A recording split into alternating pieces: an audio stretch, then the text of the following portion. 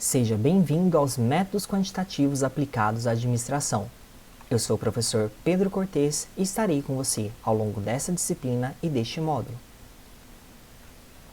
Hoje nós vamos conversar um pouco sobre a organização de dados, tabelas e gráficos usando o Excel. Neste capítulo vamos compreender um pouco de estatísticas descritivas e a facilidade de obter esses resumos de dados no Excel. Também vamos conversar um pouco sobre testes de hipóteses, mas só uma introdução muito breve. Medidas descritivas, tabelas e gráficos no Excel. O que é isso? Vamos pensar o seguinte, nós temos um conjunto de dados e antes de analisar nós temos que organizar de forma adequada. Então, o primeiro passo pode ser resumir esses dados por meio de tabelas, gráficos e medidas numéricas. Uma contribuição importante da estatística no manejo das informações foi a criação desses procedimentos para organização e resumo de grandes quantidades de dados. A descrição das variáveis facilita muito a adequada interpretação dos resultados e investigação, assim como faz parte da estatística descritiva. Como nós já conversamos antes, a estatística acaba dividindo as variáveis entre variáveis qualitativas e quantitativas. Relembre-se desse conteúdo que nós já conversamos em outras aulas.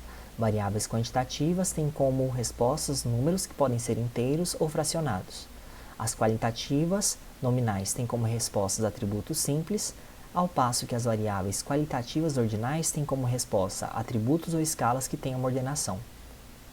As variáveis quantitativas discretas geralmente têm valores de contagem ou números inteiros, enquanto que as quantitativas contínuas geralmente têm aqueles nossos valores decimais, que são respostas que resultam de uma medição um pouco mais precisa.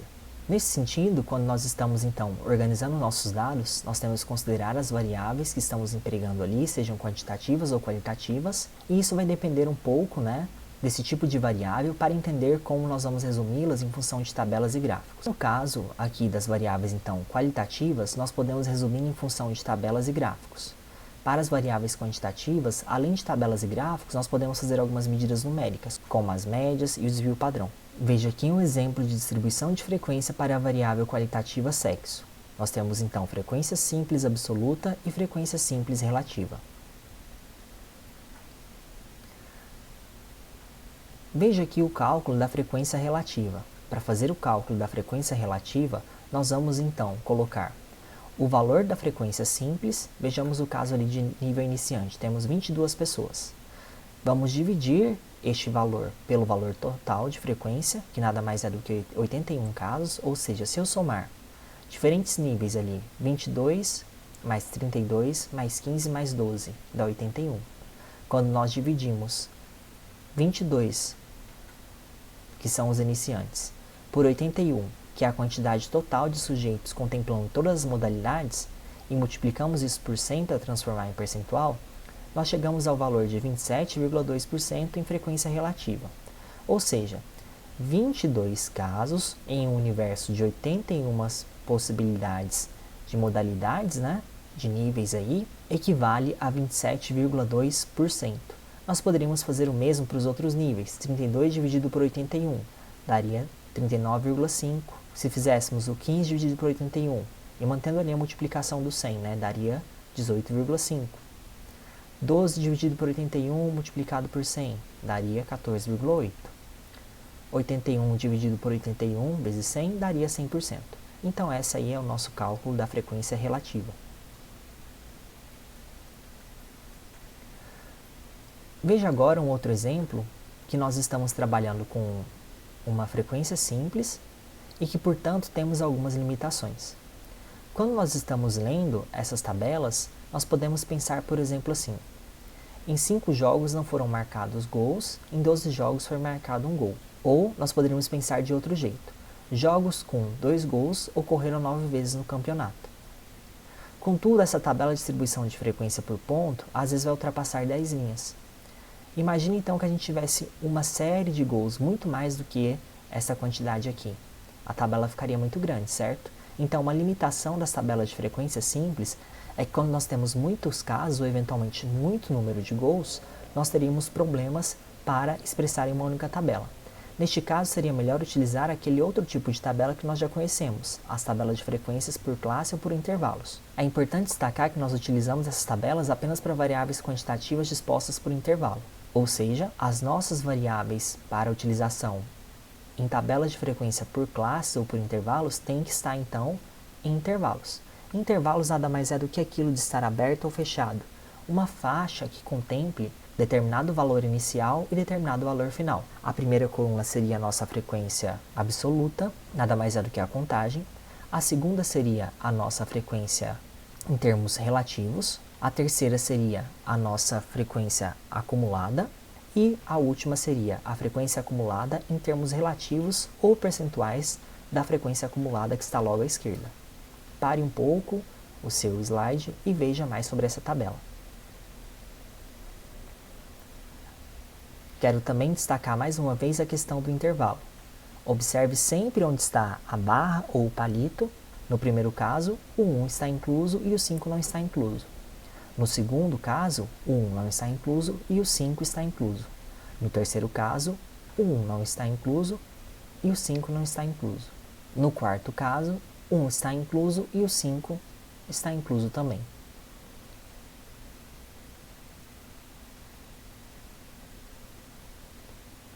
Vamos tratar agora da organização dos dados, especificamente da representação por meio de tabelas de gráficos ou pizzas. Um dos gráficos mais conhecidos é o gráfico de setores ou pizza. Esse gráfico mostra um círculo de 360 graus e representa 100% da frequência dos casos. Esses gráficos não têm eixo, portanto não deve ser utilizado para representar variáveis quantitativas, só qualitativas mesmo. Veja aqui no caso um gráfico de pizza ou setores que apresenta o sexo feminino, masculino e não binário em termos percentuais. Temos também o gráfico de colunas e barras. Ele é bastante utilizado para apresentar variáveis quantitativas e também qualitativas. O tamanho das colunas ou das barras representa o percentual de cada uma das respostas. Veja então em relação ao nível do jogador ou número de gols nas partidas. À esquerda um gráfico de colunas e à direita um gráfico de barras. Há também o histograma. O histograma representa a frequência por intervalo. Quando nós utilizamos esse gráfico, nós estamos fazendo nada mais do que um gráfico de colunas, só que as colunas são grudadas umas às outras porque tem intervalo de classe. Como há intervalo de classe, então não existe espaço. Os valores são contínuos um entre os outros. Veja a faixa etária. As idades são intervalos que vão acontecendo um próximo ao outro. Portanto, por essa continuidade, é representado por meio de um histograma, em que os valores continuam próximos uns dos outros. Se você quiser fazer gráficos no Excel, aqui está o passo a passo. Vá em Inserir, depois verifique a ferramenta de gráficos. Você pode, dependendo da versão do Excel, ter a mesma configuração da imagem ou identificar uma ferramenta um pouco distinta, como gráficos sugeridos, mas de qualquer forma estará em Inserir e estará próximo do campo apresentado no nosso material. Há também no Excel algumas formas de calcular os nossos dados por meio de fórmulas. Nós podemos, por exemplo, obter a média ao inserir funções. Ou diretamente digitando na célula, por exemplo, igual a média e selecionando os números que nós vamos entrar como dados. Aqui na nossa imagem há uma apresentação. Você deve clicar em Fórmulas, selecionar Inserir função e então buscar a função média. Eu gostaria de tratar com vocês algumas curiosidades conceituais. Além da média, que seria mais ou menos um valor central ou um valor mais típico, nós poderíamos falar da mediana.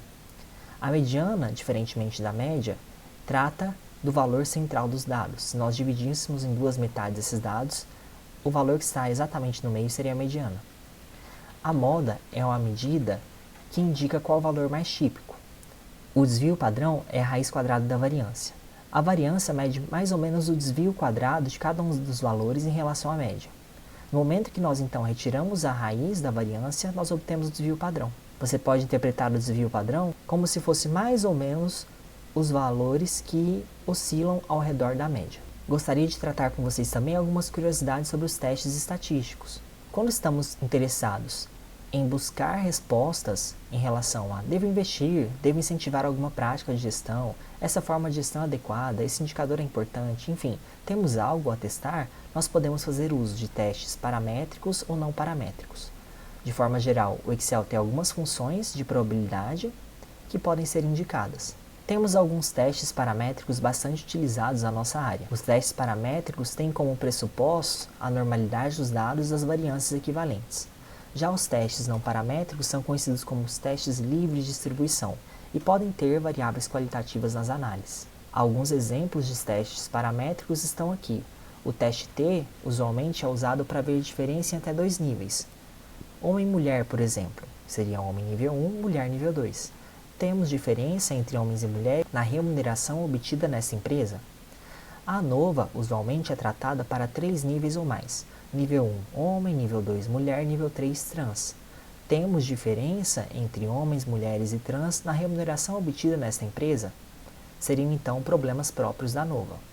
Já um teste não paramétrico seria o Q-quadrado. Ele é semelhante ao teste T e ANOVA, mas para dados categóricos e ordinais, que tratam de tabelas de contingência. As perguntas podem ser semelhantes às perguntas acima, está bem? Neste momento eu quero apenas que você compreenda que os testes paramétricos para verificar essas diferenças de média são o teste T e ANOVA, e um exemplo de teste não paramétrico é o Q-quadrado. Guarde bastante bem esses nomes, pois eles serão úteis para vocês. Quando estamos no Excel, nós podemos utilizar esses testes estatísticos de diferentes formas, e temos aqui variações. Pare um pouco o seu slide e leia um pouco desses testes aqui. Para fazer isso, nós vamos em Dados, Análise de Dados, e ali estará uma série de testes. É só você selecionar qual é o mais importante para você. É importante destacar que essa análise de dados só estará disponível se você fez ativação do suplemento de análise de dados. Você pode buscar tutoriais na internet para isso, ou se você está fazendo essa disciplina ao longo do semestre vigente, a atividade do fórum tem um tutorial para ativação dessa ferramenta. Siga até lá e faça essa ativação. Uma questão importante acerca do uso dos testes estatísticos está sobre qual teste escolher. Para isso, você tem então que considerar o tipo de variável que você está analisando, o tipo de distribuição dos dados. Enfim, os testes estatísticos são utilizados em diferentes programas, não só no Excel. E a forma como você vai utilizar entre um teste paramétrico ou não paramétrico, ou qual programa você vai utilizar, depende um pouco da sua possibilidade de análise. Eu quero destacar para vocês aqui que o Excel não fornece diretamente testes não paramétricos. Ele fornece algumas funções de probabilidade desses testes. Enfim, isso não é um motivo para você não aplicar estatísticas não paramétricas, você pode buscar outros softwares. Mas, qualquer que seja então a sua aplicação, você tem que olhar aquilo que você eventualmente quer resolver, aquilo que você quer declarar, para ganhar então com este resultado, com essa tomada de decisão. Também quero esclarecer que você não precisa utilizar testes estatísticos super robustos ou difíceis para ter uma boa decisão em estatística. Mesmo uma estatística bem simples já pode ter um grande ganho profissional e representar um grande diferencial ao contexto de gestão que você está trabalhando. Não se iluda pela complexidade. Às vezes uma estatística simples é assertiva e certeira ao seu objetivo. Utilize elas também. Para entender um pouco mais sobre esse assunto, vá até o nosso módulo Organização de Dados Quantitativos, Tabelas e Gráficos usando Excel. A autora é a Freire Silva e está lá no nosso Moodle, o nosso módulo completo para estudo. Bons estudos e nos vemos em breve. Até mais!